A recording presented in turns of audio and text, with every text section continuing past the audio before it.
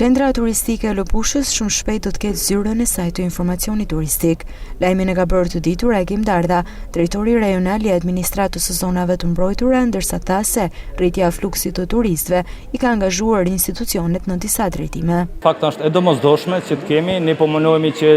një godinë që kemi në pjesën e Lopushës që ta mënojmë në funksion, dhe jemi në përgatitje të projektit fundit për ta vendosur një zyrë informacioni në funksion, që të kemi dhe për këtë zonë, nga që e dim se është kjo pjesë e parë kërkëmbëtare të Alpeve, të kemi një informacion të bollshëm. Megjithatë me shtigjet jemi marrë, me vendosjen e tabelave jemi marrë në këtë zahin, por sigurisht është e nevojshme edhe vendosja e zyrës së informacionit në bashkëpunim me Bashkinë Malësie e Madhe. Drejtori Dardha tha se nga ana tjetër po merren masa dhe për vendosjen e tabelave orientuese për turistët në parkun kombëtar të Thethit. Nga ana jone janë marrë masa organizative që të kemi një turizëm sa më efikas dhe sa më të qëndrueshëm, që do të thotë kemi një turizëm për pa dëmtuar natyrën. Dhe për këtë arsye në të gjitha shtigjet janë vendosur tabelat orientuese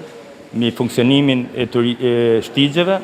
do të hapen zyrat e informacionit si ajo në Theth tek Parku Kombëtar Albes dhe zyra e informacionit në Belipoj, dhe kemi komunikim të vazhdueshëm me njësitë vendore, por kryesisht me agjenci turistike, të cilat përdorin turizmin e aventurës. Sepse dim se vitet e fundit kemi pasur mjaft incidente me turizmin e aventurës, dhe për këtë arsye ju këshillojmë të gjithë turistëve dhe agjencive turistike të cilët merren me turizmin malor që të